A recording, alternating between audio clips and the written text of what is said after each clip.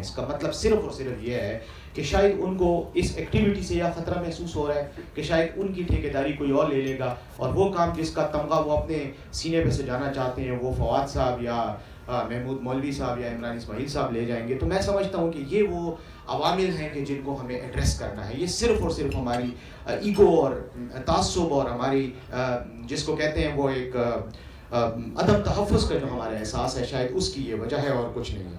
اب رہ گئی بات موجودہ اس میں جیسے کہا گیا اور واقعی یہ امپورٹنٹ ہے کہ ہم وے فارورڈ پہ بات کریں. وے فارورڈ میں میری رائے یہ ہے کہ پولیٹیکل سیز فائر ہونا چاہیے.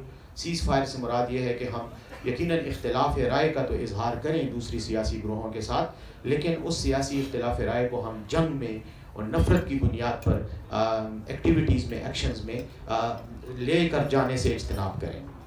یہی ہمارا سب سے بڑا مسئلہ ہے کہ ہم بات چیت کے دروازے ہم بند کر دیتے ہیں. اختلافات اتنے شدید ہو جاتے ہیں کہ بات چیت کا میدان ہی نہیں رہتا. اس لیے سیز فائر کرنا بہت ضروری ہے. میں یہ سمجھتا ہوں اس کے لیے ہمیں کوشش کرنی چاہیے اور اس کے بعد ایک کنڈیوسو انوائرمنٹ, ایک موزوں ماحول جو ہے وہ بات چیت کے لیے, تاکہ بات چیت آگے بڑھ سکے, اس کے لیے ہمیں پیدا کرنا ہے. اب اس میں جو سب سے مین پوائنٹ ہے ذاتی طور پر میں اپنے تجربے کی بنیاد پر جو سمجھتا ہوں یہ ہے کہ اس وقت پی ٹی آئی اور اداروں کا, فوج کا جو اس وقت ایک ٹینشن کا ماحول ہے وہ سب سے فنڈامنٹل ایک اور موسٹ پرومیننٹ اور موسٹ کروشل ایشو ہے, جس کو ہمیں میں سمجھتا ہوں کہ پی ٹی آئی کو بھی, فوج کو بھی اور ساتھ میں جتنے بھی پولیٹیکل فورسز ہیں ان کو اس کے لیے کوئی مربوط انداز میں سالڈ کوششیں کرنی چاہیے. اب یہ اختلاف کیا ہے؟ میں یہ سمجھتا ہوں کہ جب ہم عمران خان کے حوالے سے بات کرتے ہیں تو یہ بات سامنے آتی ہے کہ خان صاحب کو رہا کرنا ضروری ہے. یقیناً خان صاحب کو رہا کرنا ضروری ہے, یہ مسئلے کا حل ہے تاکہ جمہوری عمل چلنے لگ جائے. اس وقت سٹال ہو چکا ہے, رک چکا ہے. اب اس کے ساتھ ساتھ خان صاحب کے ساتھ ساتھ یقیناً جو دیگر سیاسی پولیٹیکل قیدی ہیں جو حوالات میں ہیں, جو جیلوں میں ہیں, جو مقدمات بھگت رہے ہیں, ان کی رہائی اور ان کو لیگل ریلیف دینا بھی بڑا ضروری ہے. لیکن یہ صرف سٹیپ ایک ہے. اس کے ساتھ جو امیجیٹ ریکوائرمنٹ ایک اور ہے وہ یہ ہے کہ خان صاحب رہا ہونے کے بعد کیا کریں گے.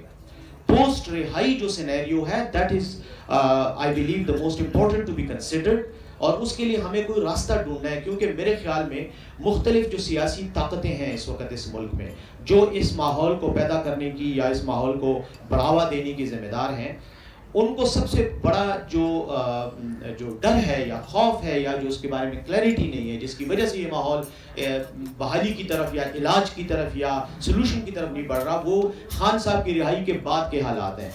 پولیٹیکل پارٹیز کے اپنے خطرات اور خدشات ہیں. وہ یہ سمجھتے ہیں کہ خان صاحب واپس آ کے انسٹیبلٹی پیدا کریں گے, ڈیسٹیبلائز کریں گے گورنمنٹ کو.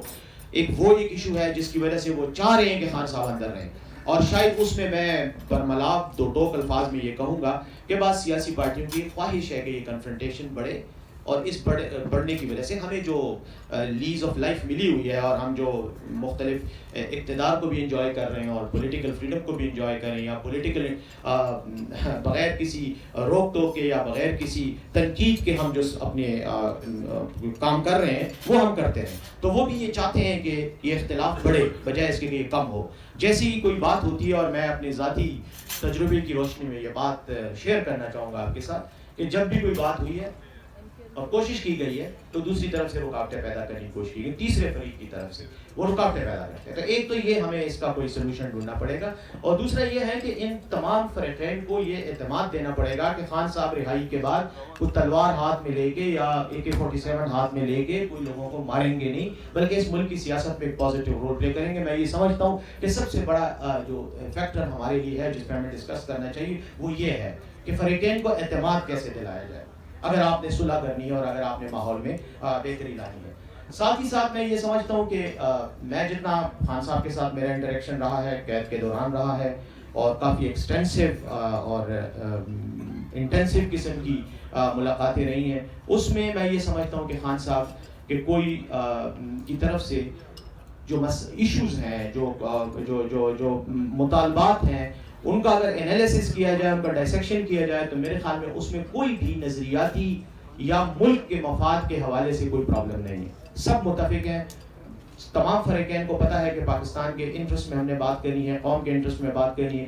میرے خیال میں اس کا تجزیہ یوں کرتا ہوں کہ اختلافات بات ذاتی نوعیت کے ہیں، اور ذاتی اختلافات کے نتیجے میں کچھ ایک دوسرے کے بارے میں غلط فہمیاں ہیں. میں نہیں سمجھتا کہ وہ اتنا بڑا ایشو ہے. جو ایشو ہے وہ یہ ہے کہ بعض طاقتوں کو، سیاسی قوتوں کو یہ ڈر ہے کہ وہ نکلنے کے بعد کیا کریں گے. یہ وہ ڈر ہے جس کو ہمیں ایڈریس کرنا ہے. اگر یہ ہم اس کے لیے ہم کوئی راستہ اور سلوشن دے دیتے ہیں تو میرے خیال میں باقی کوئی ایشو نہیں ہے. ہاں کچھ پرسنل اختلافات ہیں، کچھ پرسنل ایشوز ہیں خان صاحب کی طرف سے بھی اور دوسری سائڈ سے بھی. میرے خیال میں ان کو ایڈریس کرنا کوئی اتنا ناممکن نہیں ہے، وہ حل ہو جائے. اس میں بس آخر میں یہی کہوں گا کہ جو آپ نے ایفرٹ کی ہے، جو کوشش کی ہے، انتہائی کمنڈیبل ہے، قابل تعریف ہے.